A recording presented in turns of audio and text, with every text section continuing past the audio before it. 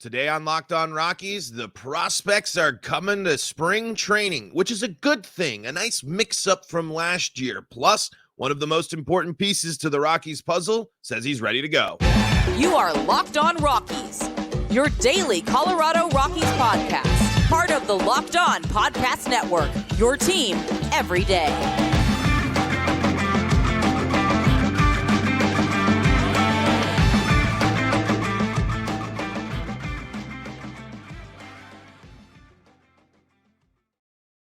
Rock on Rockies fans, welcome into the Locked On Rockies podcast for today, the second day of February in the year 2024. I'm your host of the Locked On Rockies podcast, Paul Holden, bringing you your daily Colorado Rockies talk right here on the Locked On Podcast Network, where you can find your team every day. If your team is the Colorado Rockies, guess what? You're in the right spot.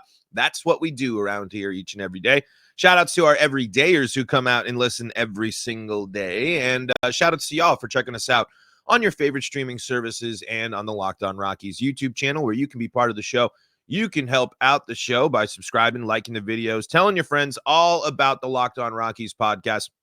Really would enjoy your support. You guys have been great all off season long, and I know that's going to continue as we get one day closer to more Rockies baseball. And I want to put this question out at the top here, and maybe we'll dive into it again, because we talked a little bit at the end of the season, but now as the new season is approaching, I want to know your excitement level as Rockies fans. I want to know if you are discouraged by the trajectory of the Rockies right now, if you're encouraged by the trajectory of the Rockies right now. What prospects do you like? Who do you like on the team? Are you excited for the Rockies here in 2024? Let me know in the comments. Let me know what you're thinking there. But on the show today, we're going to talk about prospects heading to spring training, and the health of KB. And I also want to just give a couple of extra thoughts on FanFest. I know it's been a while, but I just want to highlight, I think, how important it was to bring back FanFest in this season. And we'll get to all of that and more on today's episode of Locked On Rockies. Before we dive into everything today, FanDuel is today's sponsor, and make every moment more. New customers join today and you'll get $200 in bonus bets if your first bet of $5 or more wins. Visit FanDuel.com/locked-on to get started. Okay, so first things first, I wanted to highlight and talk about the prospects that have been non-roster invitations to some of their top prospects here. And MLB Pipeline puts together some of the ones that are going. Jordan Beck, Zach Veen, Sterling Thompson, Benny Montgomery, Drew Romo, Joe Rock, Ryan Ritter, Carson Palmquist, Aaron Schunk, and Jaden Hill. So what's really interesting there is we talked about Beck a little bit. We talked, if you remember, if you want to go back to our crossover with Locked On MLB Prospects, the possibilities for Beck are great. There are some really, really interesting things in Beck's profile, mixed in with the fact that you are having three kind of big name Rockies prospects over the past couple of years, hopefully going to get some extended looks in spring in Romo, Montgomery, and Veen. Zach Veen has kind of cooled off, kind of fallen off of what we were talking about last year and in the immediate following of him coming to the team. But of course, the injury to Veen last year derailed that stuff. So really, really excited by this approach for the Rockies and bringing in the youth movement. This spring, what makes it so, and it leads into my opening question of being excited for. What's so refreshing about this spring is that this is the chance for a lot of guys to really start ramping up the development or really start dipping their toes into what it's going to take to make the major league level.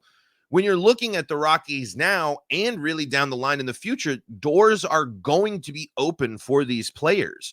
Doors are going to be open this season for some of these players if they're able to have a successful spring and translate that into a successful minor league campaign and to come help the Rockies, who eventually will struggle. I mean, there's no doubt about it. We talked about this Rockies team not going to be hopefully as bad as people say, but we're realistic. We know the Rockies aren't looking at playoffs next year, aren't looking at being a dominant team, But I am so incredibly excited by the youth movement and the fact that let's see what we got right now. Right now, everyone's spending crazy money on pitchers and relievers and other bats and things like that. I am okay with the Rockies going really, really big with their young guys. See what they're going to do in spring. Instead of going into spring and wondering, all right, we got Randall Grichuk, we got CJ Cron, we got all these other vets here. What else, who else was it there? We had brought Mike Moustakas in last year. There was a lot of veteran players that obviously spring training is just them getting things. They've been there, done that. But I just think that this spring really has an opportunity for the Rockies to get a good understanding of where their prospects and where their players are at right now, right here, right now, and what they need to develop and work on throughout the rest of the year. Because again, take the case of Drew Romo, for example. If he's successful, if he's doing really well, is he going to be a factor for getting some backup catching in the second half of the season? Get some time up at the major league? Is that the way to handle Drew Romo?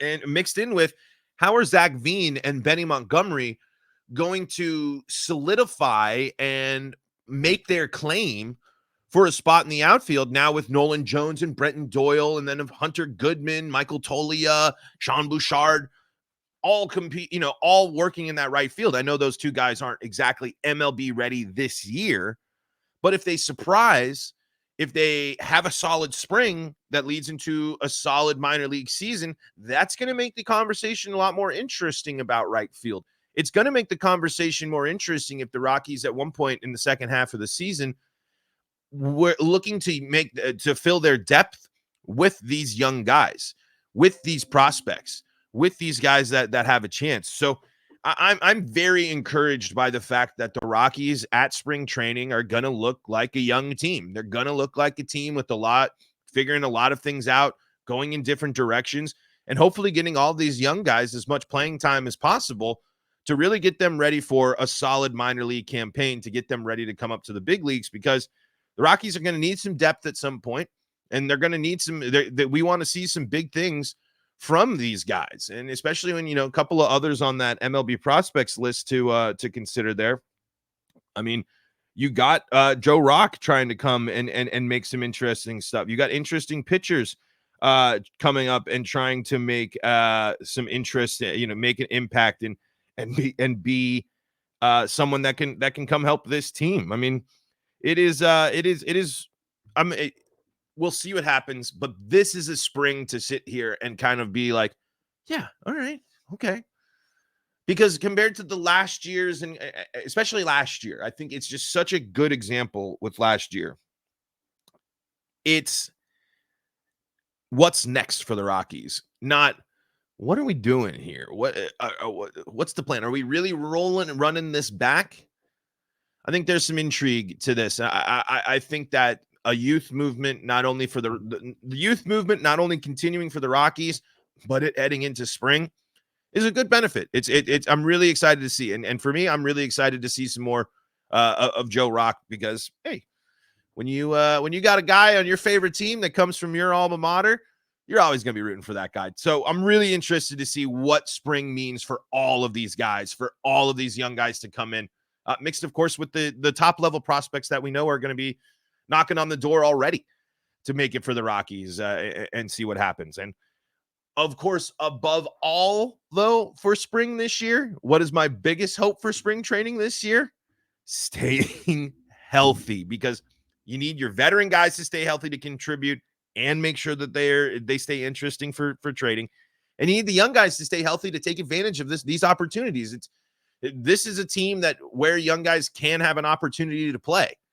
And so there we go. That's kind of where I'm at. I mean, I'm really enthused to see how many prospects are heading to. I know that's the point of spring training, but just kind of this year just was a nice reminder of these guys getting more and more ready to come and play for the Colorado Rockies. All right. Speaking of health, Kris Bryant, he says he's healthy. Let's talk about that and lots more Coming up in segment number 2 of today's Locked On Rockies podcast. Before we do that, though, got to tell you about some of the folks that help make this show possible, and that includes FanDuel. Happy Super Bowl to all who celebrate from FanDuel, America's #1 sportsbook.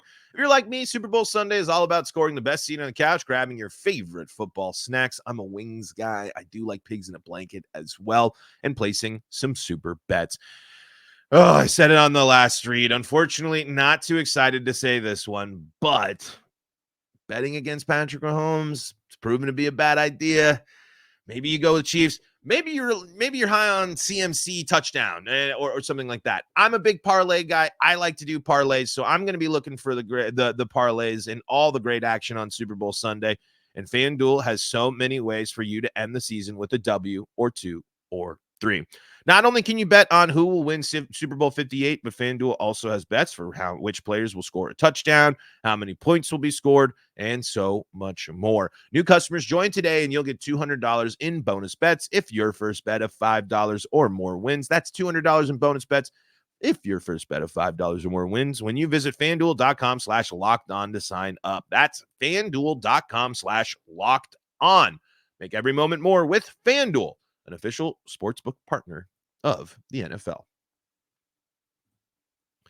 This is the Locked On Rockies podcast for free and streaming on your favorite streaming services, bringing you your daily Colorado Rockies talk right here on the Locked On Podcast Network, where you can find your team every day and where you can be part of the show by firing off your Rockies hot takes. Let me know what's on your mind when it comes to the Colorado Rockies by subscribing and commenting on the Locked On Rockies YouTube page, where Tracy writes, Paul, why do you think the Rockies haven't been active in claiming pitchers off waivers? And do you think they signed another outfielder? I think the interesting thing could be how the spring pans out for some of these young guys. And if they want to use these prospects as their depth pieces, I don't necessarily love that because I need young guys playing as much as possible, whether that be at the majors or triple or double A. I'm a firm believer that sitting on the bench just to get your call up. I mean, that's going to happen throughout the year where it's going to be 3 days and the young guy comes up because the Rockies need someone to fill in a pinch or XYZ. I think the Rockies are going to lean more into what they have. Will they sign another outfielder? They said they're interested in it, but the market continues to dwindle. And again, at what point do you say, let's just ride with what we got? I mean, think about how many depth pieces you can pull from to fill in your outfield. Think about how many depth pieces that you want to see more of. I mean, just alone in right field, you have Goodman, Tolia, and Bouchard all right there, mixed in with the fact that Veen's going to be at spring training, Montgomery's going to be at spring training. I mean, I know those two aren't necessarily going to be up there, but when I sit and I think about that, part of me wonders they would have already made the move. Part of me wonders they would have already grabbed the guy, because at this point, what type of left-handed bat are you going to get from free agency to fill that outfield? As for claiming pitchers off the waiver, I think another thing that the Rockies are trying to see is what they have in-house. I mean, injuries, especially to this team, the crazy injuries to Noah Davis and Ryan Feltner, especially last year, really limit things. But one thing you might have missed that came out last week or earlier this week, I can't remember. The Rockies don't expect Senzatella to pitch this year, it sounds like. It sounds like Senzatella isn't going to be ready until at least the end of the AAA season. And German Marquez is going to be back, I think I read All-Star break-ish, after the All-Star break, something like that. So again, how much are you going to add there when you're going to get stuff back later on and you have some players and pitchers you want to see a little bit more from? But will they? I think it's totally likely that they could. As for claiming off of waivers, there might not be that much stuff interesting on waivers. I don't know who's currently available on waivers, but there you go. So if you got more Rockies questions, feel free, leave them in the comments section. Love answering your Rockies questions. Love talking with the Rockies fans. Speaking of Rockies fans looking ahead, looking to grow, looking to get better, is Kris Bryant. Kris Bryant says he's healthy. Kris Bryant says he's ready to go. And Kris Bryant says this. This is from a couple days ago. I know this is in a couple of pieces, but I am reading from the Denver Gazette. Kris Bryant channeling former Cubs teammates ahead of 2024, working for better results from Luke Zalman here from the Denver Gazette. Bryant says this. Last year wasn't too fun, but it was important for me to step back, Bryant said. I've played this game for a long time and survived a lot of scares, but never really had a broken bone. I feel like I've made huge leaps in the relationships I've formed with the players here, trying to take some younger guys under my wing with Charlie. Sometimes the biggest influence you can have on a team is just something you say. This is also going back to here a little presentation and talking about the player that he was talking about. Bryant's 2023 was an unlucky one. Injuries have plagued him since 2021 when he played in 144 games, but a broken finger from being hit by a pitch was a first. Rarity aside, he is chalking up the year as one in which he became a better teammate, even if his stats dipped. And if his production follows, Lackey may have to swallow his words in 2024. I'm trying to see what the words were. Still hears the voices of John Lackey, who is someone that he was with in the club, the Cubs clubhouse here. But I like this mindset. I like that Kris Bryant is understanding the difficulties of this contract, of this tenure so far. Obviously I didn't think he was ignorant. I didn't think that he was sitting there, really saying that, but to kind of acknowledge the weirdness that he's been dealing with, mixed with the new team, mixed with building those relationships. And again, Kris Bryant's been here at a transitional period for a lot of players. If you think about a lot of the players that the big name players that Kris Bryant was with, some of them are gone. A lot of those veteran guys are gone. And Kris Bryant's really been someone that can go to these young guys and be an example. But the best example Kris Bryant can be for the young guys and for the Colorado Rockies is to be somebody on the field, doing the damage, getting the job done. And hopefully he can. I mean, it is a nice key stat line here from this piece here is before the injury, Bryant hit 297 in the team's first 26 games and reached base on a hit by pitch or walk as many times as he struck out. Like that approach, that presence in the lineup matters, especially to this Rockies team.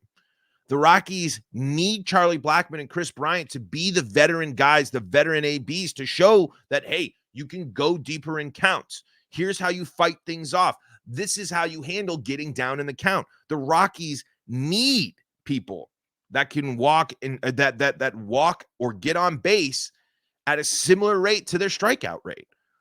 Because right now it is just far too much striking out for far too little production. The Rockies suffer from the worst out in baseball, the strikeout. And Kris Bryant can help here. He can if he's healthy. I don't really care about Kris Bryant's defense. I think the first base move is going to be fine. But he is someone that has to be someone that's going to be consistent and change that. If the Rockies offense, if the Rockies are truly going to turn a corner this year, even if it's just an increase slightly in wins, even if it's just avoiding the basement narrative that so many people have put forth about the Rockies, Kris Bryant's going to be pivotal in that. Kris Bryant and his health are going to matter because we've seen the potential impacts. We know the power is down.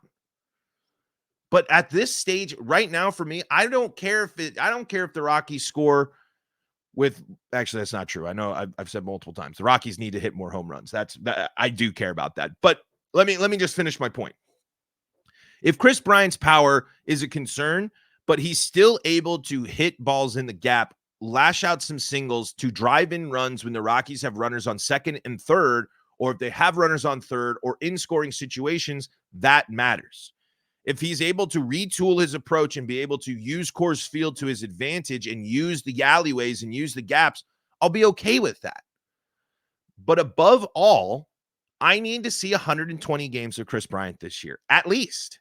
I mean, we can't go through 3 seasons. I mean, because at 3 seasons and then going into the first half of 24, that's half the contract. And if we are not getting a full season of Kris Bryant in the first half of the contract, are we going to get a full season of Kris Bryant in the back half of the contract as he only gets older? This is a big year for Kris Bryant. I don't think it can be understated at all. I think this is a big year for Kris Bryant's legacy. I think this is a big year for Kris Bryant on the Rockies. I think this is a big year for Kris Bryant in general. Rockies' success will be tied to Kris Bryant. There is no doubt about it. There's no doubt in my mind. No Kris Bryant in the lineup, no Kris Bryant consistently, low impact from Kris Bryant, no performance from Kris Bryant, Rockies will struggle. Rockies will struggle mightily. But if Kris Bryant plays at the caliber of ball that he still can, stays healthy, he's a good player still. He's got the bona fides that we got to hold on and hope that this is the year of Kris Bryant. Because after this year, I don't necessarily know how much more we can be saying, how much more you really want to count on KB. After this year, if it's another wash year for KB, you at least you are at least confident in saying the overcommitment is real. The Rockies overcommitted to KB and overpaid. I mean, you can make an argument that that's already been decided, but this year they need his leadership on and off the field. 2024 is not a year that Kris Bryant can just be a good teammate in the shadows, just be a good teammate in the clubhouse, just be a good teammate mentoring young guys off the field. I want you to show these young guys on the field. I want you to show these guys how to take account. I want you to show these guys your tricks on taking down pitchers. I want you to show these guys that you're a professional hitter, that you came to Coors Field to hit the dang ball. We'll see. We'll see. But there's no doubt in my mind, Rocky's success completely tied to the success of KB this year. So we'll see how it goes. All right. I want to wind down the show with some words about FanFest and why I am unfortunately bummed that I couldn't go, but why I'm really excited it came back and why I think this year was an important year for it to come back. We'll do that coming up in segment number 3. This is the Locked On Rockies podcast for free and streaming on your favorite streaming services and on the Locked On Rockies YouTube channel, where you can be part of the show with your Rockies thoughts, your Rockies comments, your Rockies hot takes, and more. You can just subscribe to Locked On Rockies podcast. You'll know when the episodes are posted. You'll know where to go watch the video. You can also find us on your favorite streaming services. And if you need more sports coverage, Locked On has launched the first ever national sports 24/7 streaming channel on YouTube. Locked On Sports Today is here for you 24/7, covering the top sports stories of the day with the local experts of Locked On, plus our national shows covering every league. Go to Locked On Sports Today on YouTube and subscribe to the first ever national sports 24/7 streaming channel. I wanted to wind down the show today by talking about FanFest, and I was really, really excited to see what I saw. And it sounded like fun. The people got there. But with FanFest being gone and the Rockies struggling, there's a disconnect. I don't think fans really know. I mean, diehards do, but this is an opportunity to really show off this version of the Rockies. This version of the only thing, there are 2 players really, I guess a couple more. I'm sorry, that's not true. This is a new Rockies team. It's a new era of Rockies baseball. It's been a transitional period, and I would say this is kind of the last period of a transitional period, the post-Arenado Story era. I mean, that's years now. I mean, it's 3 years since the Arenado deal. There's a lot of faces that I think Rockies fans needed to meet, needed to learn more from, needed to kind of experience, and for young Rockies fans to find their next favorite player. So when you have things like FanFest, it is one of the best things for the fans. I mean, if you look at the pictures, you look at the reception, you look at the feedback that they were getting, there was a lot of Rockies fans there. It's a reminder that the Rockies fan not only exists, but the Rockies fan actually cares.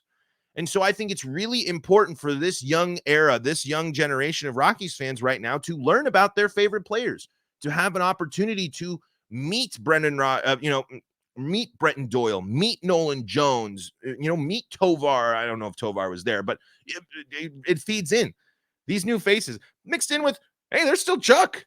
You can go see Chuck. You can go see Kyle. You could go see Rymack. I mean, there's still plenty of familiar Rockies faces, but I'm just putting myself back in the shoes of when I was a little youngster, how cool it would have been to meet my favorite Rockies, to play ping pong with my favorite Rockies. It's a silly little fan event. I know it's really not that big of a deal, but I really like this stuff. It really builds up the fan. It builds up the experience. It builds the connection with the team.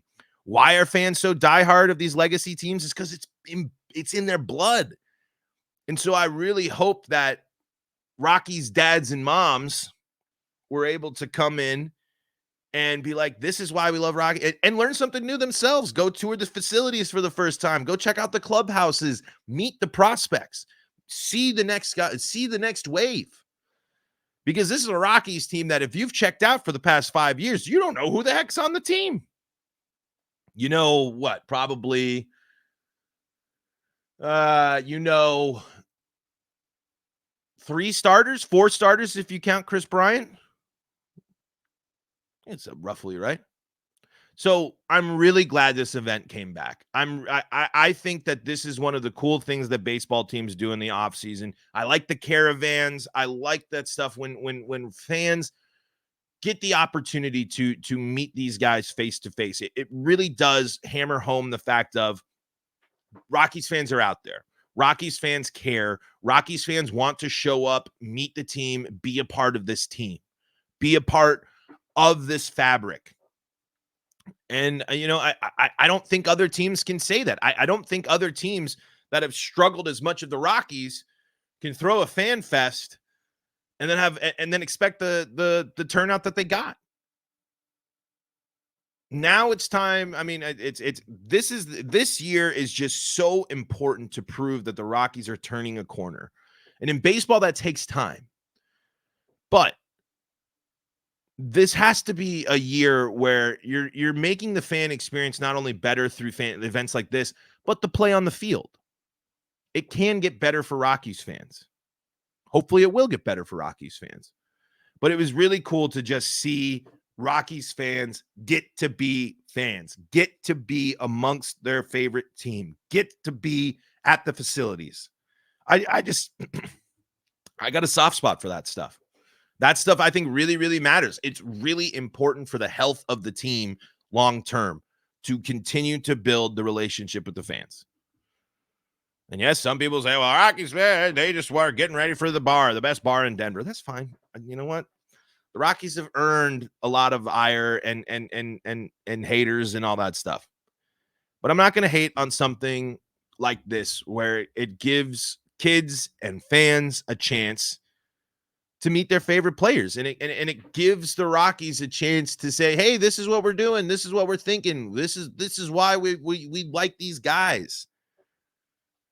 Plus, how cool is that for kids to get a chance to meet Charlie Blackmon? I mean, that stuff is cool. As a homer for that stuff myself, I gotta sit back and enjoy it. So I'm really, really glad to see FanFest return.